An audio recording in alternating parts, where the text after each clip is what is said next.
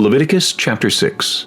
And the Lord spoke to Moses, saying, If a person sins and commits a trespass against the Lord by lying to his neighbor about what was delivered to him for safekeeping, or about a pledge, or about a robbery, or if he has extorted from his neighbor, or if he has found what was lost and lies concerning it, and swears falsely, in any one of these things that a man may do in which he sins, then it shall be, because he has sinned and is guilty, that he shall restore what he has stolen, or the thing which he has extorted, or what was delivered to him for safekeeping, or the lost thing which he found, or all that about which he has sworn falsely.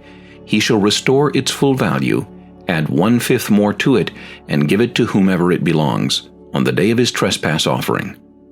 And he shall bring his trespass offering to the Lord, a ram without blemish from the flock, with your valuation, as a trespass offering to the priest. So the priest shall make atonement for him before the Lord, and he shall be forgiven for any one of these things that he may have done in which he trespasses. Then the Lord spoke to Moses, saying, Command Aaron and his sons, saying, This is the law of the burnt offering. The burnt offering shall be on the hearth upon the altar all night until morning, and the fire of the altar shall be kept burning on it. And the priest shall put on his linen garment, and his linen trousers he shall put on his body, and take up the ashes of the burnt offering which the fire has consumed on the altar, and he shall put them beside the altar. Then he shall take off his garments, put on other garments, and carry the ashes outside the camp to a clean place.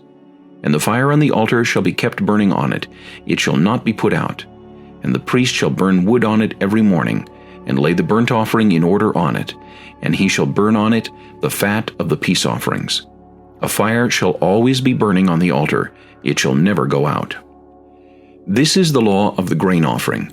The sons of Aaron shall offer it on the altar before the Lord. He shall take from it his handful of the fine flour of the grain offering, with its oil, and all the frankincense which is on the grain offering, and shall burn it on the altar for a sweet aroma, as a memorial to the Lord. And the remainder of it Aaron and his sons shall eat. With unleavened bread it shall be eaten in a holy place. In the court of the tabernacle of meeting they shall eat it. It shall not be baked with leaven. I have given it as their portion of my offerings made by fire. It is most holy, like the sin offering and the trespass offering. All the males among the children of Aaron may eat it. It shall be a statute forever in your generations concerning the offerings made by fire to the Lord. Everyone who touches them must be holy.